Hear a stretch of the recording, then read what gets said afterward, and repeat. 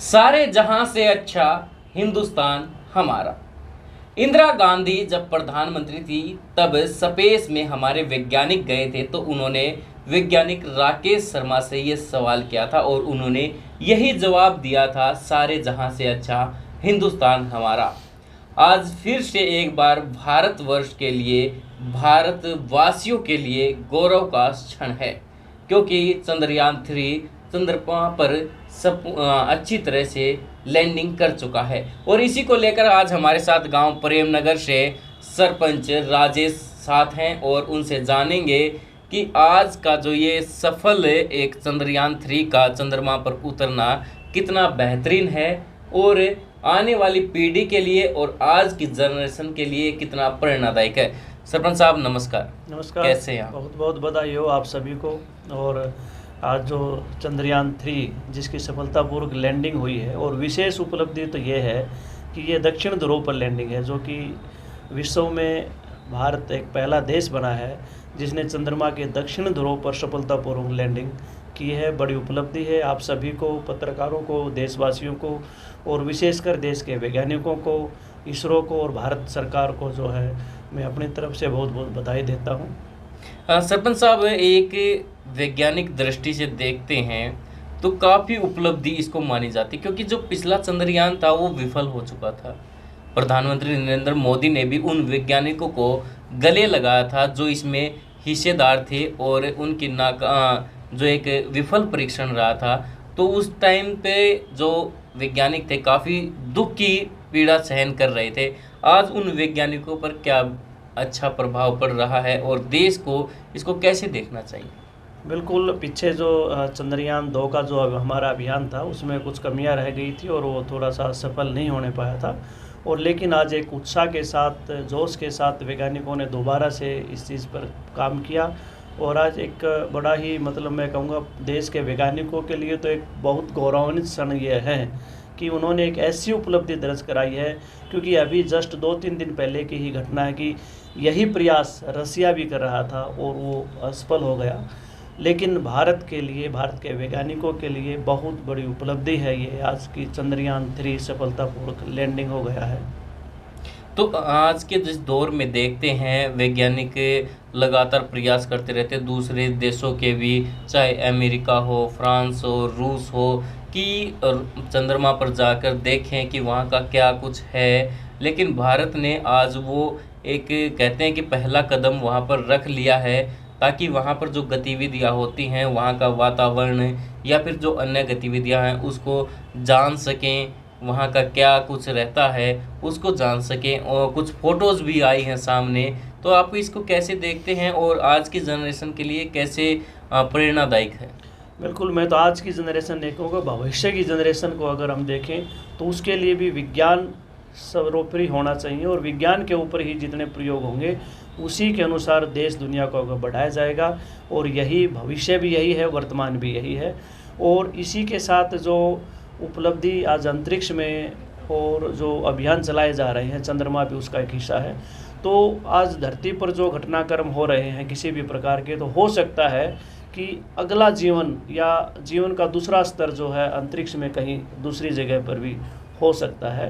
और उन्हीं संभावनाओं को देखते हुए दुनिया भर के वैज्ञानिक जो है अंतरिक्ष में समय समय पर अपने खोज अभियान में जुटे हुए हैं। और भारत भी अपने कदम ताल विश्व के उन देशों के साथ मिलकर जो है चला रहा है कि जो महाशक्तियां हैं और जो एक विकसित देश हैं और एक विकासशील देश के लिए उपलब्धि अपने आप में एक अचंभित करने वाली है और देशवासियों के लिए बहुत ही जो है गर्व की उपलब्धि है।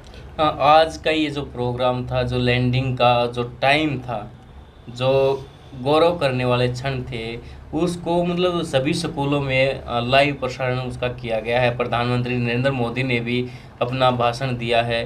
तो ये एक बच्चों में भावना जागने के लिए कि हाँ बच्चे और अच्छा करें, क्योंकि भारत के एक जो राष्ट्रपति भी रह चुके हैं वो अब हमारे बीच में नहीं हैं, वो एक वैज्ञानिक भी थे और उनको देखकर एक प्रेरणा बच्चों में जागती थी कि हाँ बनना है। तो भारत के जो पूर्व राष्ट्रपति रह चुके हैं अटल जो अब्दुल कलाम जी, उनको देखकर एक प्रेरणा आती थी, वो एक तालमेल रखते थे बच्चों के साथ। उनके पुराने इंटरव्यू देखते हैं तो भावना पैदा होती थी। आज वो इस क्षण है कि देश का जो सीना है वो चौड़ा हो गया है, तो बच्चों को ये लाइव प्रसारण दिखाना कितना महत्व रखता है? बिल्कुल, आपने जो कहा कि इस प्रकार से बच्चों को लाइव प्रसारण दिखाना और विज्ञान पर जो शिक्षा अगर दी जाएगी तो वो बहुत ज़रूरी है। और मैं तो कहूँगा कि जो किसी भी देश की प्रगति का आधार वो शिक्षा है, और शिक्षा में भी अगर हम बात करें जाए तो विज्ञान है। विज्ञान को जितना जल्दी हो सके हर स्कूलों के अंदर अच्छी अच्छी जो है लैब होनी चाहिए, और मैट्रिक तक का जो हमारी पढ़ाई है उसमें विज्ञान को थोड़ी सी उसकी भूमिका कम की जाती है। तो मैं तो यह भी कहूँगा कि मैं विज्ञान का मैं खुद विद्यार्थी रहा हूँ, तो विज्ञान को जितना हम बढ़ावा देंगे, जितनी सोच हमारी वैज्ञानिक होगी, उतने ही हम प्रगतिशील होंगे। और सब चीज़ों को हम विज्ञान से जोड़कर देखेंगे, तथ्य और सिद्धांत के ऊपर हम परखेंगे, तभी हम जान पाएंगे कि हाँ ये देश दुनिया क्या है। सही मायने में अगर हम शिक्षा के अंदर अगर हम बढ़ावा देना चाहते हैं तो विज्ञान को बढ़ावा हमें देना चाहिए। विशेषकर सरकारी स्कूलों के अंदर अच्छी लैबें होनी चाहिए, प्रयोग करने के लिए अच्छे उपकरण होने चाहिए, और इस प्रकार से जो है वैज्ञानिक सोच पैदा कर कर हम केवल भारत के लिए नहीं दुनिया भर के लिए हम वैज्ञानिक देने के लिए हम तैयार कर सकते हैं। जब चंद्रयान 2 विफल हो गया था तो उस समय जो वैज्ञानिक थे उनकी आंखों में आंसू थे, वो आज भी हमें याद हैं, क्योंकि जो वैज्ञानिकों ने मेहनत की थी वो विफल हो गई, किसी कारण से कुछ कमियां रह जाती हैं, लेकिन आज एक बार फिर से भारत ने वो मुकाम हासिल किया है चंद्रमा पर पहुंचने का। तो एक बार वो वैज्ञानिक थे जिनकी आंखों में उस दिन आंसू थे, आज क्या से महसूस कर पा रहे हैं कि उनकी आंखों में जो आज भी आंसू तो होंगे लेकिन वो खुशी के आंसू होंगे? बिल्कुल, इसके लिए भारत सरकार ने भी जो प्रयास किए कि एक बार जब असफल हो जाता कोई अभियान तो दूसरी बार उसकी सफलता की कोई गारंटी नहीं होती, लेकिन भारत सरकार ने जिस प्रकार से कदम आगे बढ़ाए और हमारे देश के प्रधानमंत्री ने जिस प्रकार से वैज्ञानिकों को एक आश्वस्त किया कि कोई बात नहीं, हार हो सकती है लेकिन रुकना नहीं है, और इस प्रकार से उनको हौसला दिया। सरकार ने हर प्रकार से जो है जितना भी हो सकता था अपनी वैज्ञानिकों को जो है हर प्रकार की सहायता मुहैया कराई, और आज उसी का परिणाम है।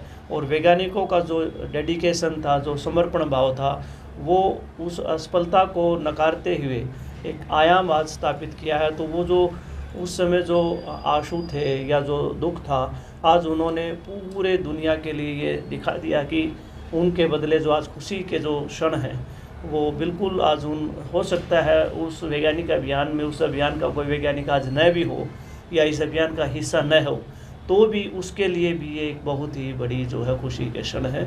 और इस अभियान के साथ साथ जो है बिल्कुल ये दिखा दिया है, स्पष्ट कर दिया है कि भारत जो है आज दुनिया का सिरमौर बनने के लिए तैयार है। आज का जो ये चंद्रयान ने सफल लैंडिंग की है उसके बाद कल्पना चावला की याद आई?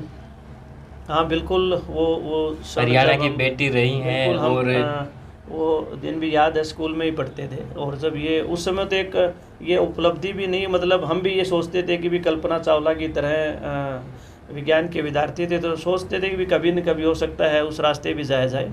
और मैं तो कहूँगा कि विद्यार्थियों को जो है इस प्रकार के जो आइकन हैं, चाहे वो कल्पना चावला है, यानी जो इस प्रकार के वैज्ञानिक हैं, अब्दुल कलाम तो अपने आप में एक ऐसी वो शख्सियत रही हैं जो गरीबी से उठते हुए जिन्होंने इतने आयाम हासिल किए, मिसाइल मैन का जो उनका खिताब था देश के राष्ट्रपति।